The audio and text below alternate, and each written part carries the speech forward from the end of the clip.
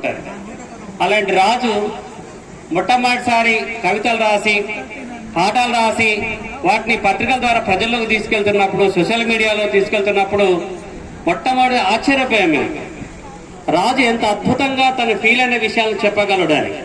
మేమందరం చేసినటువంటి పోరాటాలని, మేమందరం కలిసి పాల్గొన్నటువంటి విషయాలని, మేమందరం పంచుకున్నటువంటి విషయాల్ని చాలా అద్భుతంగా తను కవిత రూపం లోపల చెప్పినప్పుడు ఇది కదా కవిత్వం అనిపించింది. ఒకనాడు మాట్లాడలేని పరిస్థితి, మీటింగులు పెట్టలేని పరిస్థితి, నలుగురు కలిసి ఒక సభలు సమావేశాలు ర్యాలీలు చేయలేని పరిస్థితి, కనీస నిర్ధన చేయలేనటువంటి పరిస్థితిలో మనకు పరిస్థితులు అనుకూలంగా లేవు, రాజ్య నిర్బంధం ఎక్కువ ఉన్నది, ఆట మాట పాట బంద్ అయినటువంటి నిర్బంధ పరిస్థితులు ఉన్నాయని చెప్పి సర్ది చెప్పుకున్నటువంటి పెద్ద పెద్ద సంస్థల్లో పనిచేస్తాడు.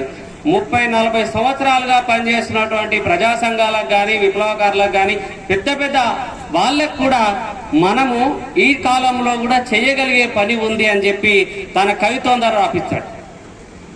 ఏ ఒక అంశాన్ని కూడా విడిచిపెట్టకుండా తను లిఖించి చూపించాడు. చాలాసార్లు అమ్మ పాటలు, నాన్న పాటలు, అమ్మల మీద సాహిత్యాన్ని చదివాం కానీ ఆ సాహిత్యం లోపల అమ్మ గోరుముద్దల గురించి, అమ్మ ప్రేమల గురించి, అమ్మల లాలింపు గురించి రాస్తారు. కానీ అమ్మల కన్నీళ్ళ గురించి, కష్టాల గురించి, మనకు రక్తమాంసాలు పంపించినటువంటి అమ్మను ఎట్లా మనం భాగం చేసుకొని చూస్తాం మన దగ్గర. ఆ మొట్టమొదటి కవితలోనే కన్నీళ్ళు తెప్పించేటటువంటి కవిత్వం ఉంటది. అవ్వా దుఃఖాన్ని దుక్కిలో పోసి కొడవలితో పొక్కిలి చేస్తూ నేను చూసి ఏడుస్తానని కొంగు చాటుగా నవ్వి పలకరించిన అవ్వ నీ మట్టి కాళ్ళకు దండాలే. అవ్వ అంటే ఏంటి? అమ్మ. అమ్మని ఎట్లా చెప్తున్నాడు? అవ్వంటే నాకు ఇద్దరు, నా ఇంటి నిట్టాడులు, నా జీవితానికి ఇరుసులు, నా మనిషితనానికి వెన్నముక్కలు. ఈరోజు నేను ఉన్నటువంటి కేవలం జన్మనివ్వడమే కాదు, మనల్ని పెంచడంలో, మనకు ఒక వ్యక్తిత్వాన్ని నిర్మించడం లోపల తల్లి యొక్క పాత్రని చెప్పడానికి సంబంధించి దాంట్లో చాలా అద్భుతమైనటువంటి విశ్లేషణ ఉంటుంది. ఈ కవిత చదివిన వాళ్ళకి ఖచ్చితంగా మీ అమ్మ కనిపిస్తుంది, మీ కన్నీళ్ళు తడవుతాయి. అంత గొప్పగా మన అమ్మని మనకే తన అమ్మ రూపంలో పరిచయం చేసినటువంటి గొప్ప కవిగా అమృతరాజు మన ముందుంటాడు. అమృతరాజు తను తీసుకున్నటువంటి విషయాలు కూడా కేవలం తన కళ్ళ ముందున్నవి, తను పాల్గొన్నవి, తను చూస్తున్నవి, పరిశీలించినవి కాకుండా తను ఒక ఆలోచన, ఒక విశ్లేషణ, ఒక సామాజిక స్పృహను కలిగి నాటికి మొదటి తవ్వుతున్న దశలోనే తను లేనటువంటి వాళ్ళని మన సత్యమూర్తి లాంటి వాళ్ళు కానీ, శివసాగర్ కానీ, గద్దర్ను కానీ, కలేకూరి ప్రసాద్ని కానీ, మనకున్నటువంటి తను ఇక్కడ కానటువంటి వాళ్ళు అంటే ఎప్పటికో జరిగిపోయినటువంటి కవుల గురించి కూడా తను రాశాడు. ఈ రాసేటప్పుడు ఇప్పటికే వాళ్ళ కవిత్వం గురించి, వాళ్ళ వ్యక్తిత్వం గురించి, వాళ్ళ కంట్రిబ్యూషన్ గురించి చాలా ప్రచారాలు సమాజంలో ఉన్నాయి. ఆ ప్రచారాలన్నింటినీ పక్కన పెట్టి తనదైన దృష్టిలోంచి కలేకూరి ప్రసాద్ చూస్తాడు. కలేకూరి ప్రసాద్ ఈ దేశంలో ఉన్నటువంటి అగ్రకులానికి వ్యతిరేకంగా, హిందూ మతానికి వ్యతిరేకంగా ఎట్లా తన సాహిత్యాన్ని ఇచ్చాడు, ఎట్లా అక్షరీకరించాడు అనేటటువంటి దాన్ని తీసుకుని ఆయన స్ఫూర్తిని పొందుతూ ఉంటాడు. అలాగే శివసాగర్ సాహిత్యాన్ని కూడా తీసుకున్నప్పుడు శివసాగర్ ఎలా నడిచాడు, ఎట్లా నడిచాడు, తను శివసాగర్ సాహిత్యాన్ని చూస్తున్నప్పుడు శివసాగర్ ఏలు పట్టుకుని అడవిలోకి వెళ్తున్నట్టు, విప్లవోద్యమాన్ని చూస్తున్నట్టు, శివసాగర్ భుజాల మీద కూర్చొని మొత్తం ఆ పోరాటాన్ని చూస్తున్నట్టుగా తన్మయత్వం పొందుతూ శివసాగర్ యొక్క కంట్రిబ్యూషన్, శివసాగర్ యొక్క సాహిత్యాన్ని చాలా స్పష్టంగా ప్రజలకు అర్థం చేస్తుంది. ఎవరైనా సరే శివసాగర్ను చూడాలనుకుంటారు, ఎవరైనా సరే శివసాగర్ దర్శించుకోవాలనుకుంటారు, ఎవరైనా సరే శివసాగర్ సంబంధించినటువంటి వాళ్ళు. గద్దర్ అన్నకు సంబంధించినటువంటి వాటిని కూడా గద్దర్ అంటే వివాదాస్పదమైనటువంటి అంశాలని ఇది ఇంతే, వీళ్ళ గురించి మనం మాట్లాడడానికి లేదు, చదవడానికి లేదు, చెప్పుకోవడానికి ఏమి లేదని నిర్ధారించినటువంటి సందర్భంలో there is a lot to discuss, there is a lot to talk అని చెప్పేసి అమృతరాజు తన కవిత్వం ద్వారా చెప్తా ఉంటాడు.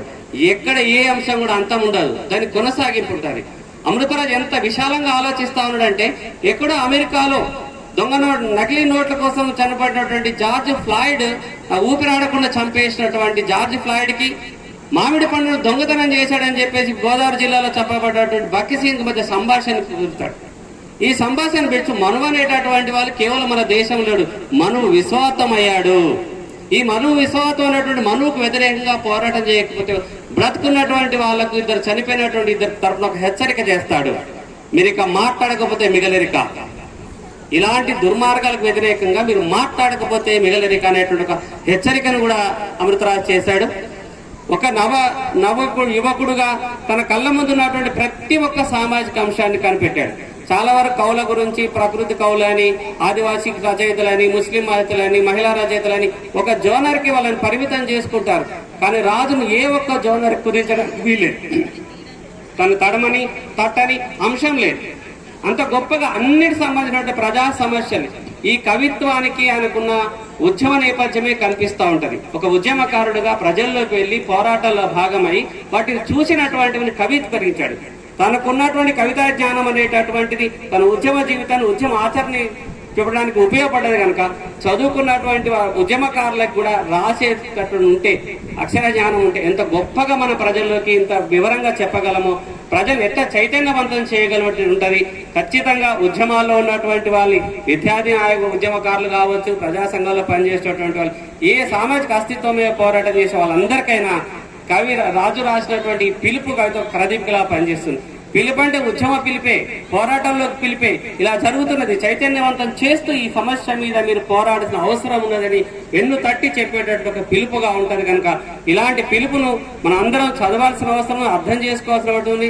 దీన్ని ఇలాంటి కవితలు రాసేటటువంటి వాళ్ళకి సామాజిక అవగాహనని అందరికీ అర్థించాల్సిన అవసరం ఉంటది. కనుక ఈ రకమైన ప్రయత్నం చేసినటువంటి రాజుని మనస్ఫూర్తిగా అభినందిస్తున్నా. నేనైతే ఇది మొత్తం చదువుతున్నప్పుడు స్వయం చేసుకున్నా. ఈ రకంగా నేనెందుకు ఆలోచించలేకపోయాను? ఒక అంశాన్ని ఎవరో తేల్చేశారు, ఇంకా దీని మీద మాట్లాడడానికి ఏం లేదనుకున్నదాన్ని కూడా తీసుకొచ్చి దీంట్లో మాట్లాడేది చాలా ఉందని కొత్త రకమైన విశ్లేషణ చేసి అప్పటికే పేరుపోయినటువంటి తప్పుడు అభిప్రాయాల్ని తేల్చేసినటువంటి వాడిగా ఒక విశ్లేషకుడు కూడా ఇట్లా రాజు కనిపిస్తాడు. కనుక నాకు చాలా ఇలా ఎందుకు మనం చేయలేకుండా ఎప్పటికప్పుడు ఒక అపరాధ భావం వెంటాడుతుంది. ఇక నుంచి సరే సమస్యని వదిలిపెట్టకుండా మన కళ్ళ ముందుకు వచ్చిన ప్రతి ఒక్క సమస్యను పట్టించుకొని దాని మీద మన అవగాహన చెప్పి సమాజానికి అవసరమైన అవగాహనను ఇచ్చేటటువంటి ప్రయత్నం ఉద్యమకారుడుగా చేస్తూ దాన్ని లిఖించడం ద్వారా కవిగా ఉన్నటువంటి రాజును అందరూ ప్రోత్సహించాల్సిన అవసరం ఉన్నది. రాజుకు నేను ప్రేమపూర్వక అభినందనలు తెలియజేస్తూ ఆయన రచనలు మరింత కొనసాగించాలని, ప్రజల్లో పనిచేస్తున్న వాళ్ళందరికీ కూడా ఆయన ఆలోచనలు దిక్సూచిగా పనిచేయాలని ఆలోచిస్తూ అవకాశం ఇచ్చినందుకు ధన్యవాదాలు. Thank you.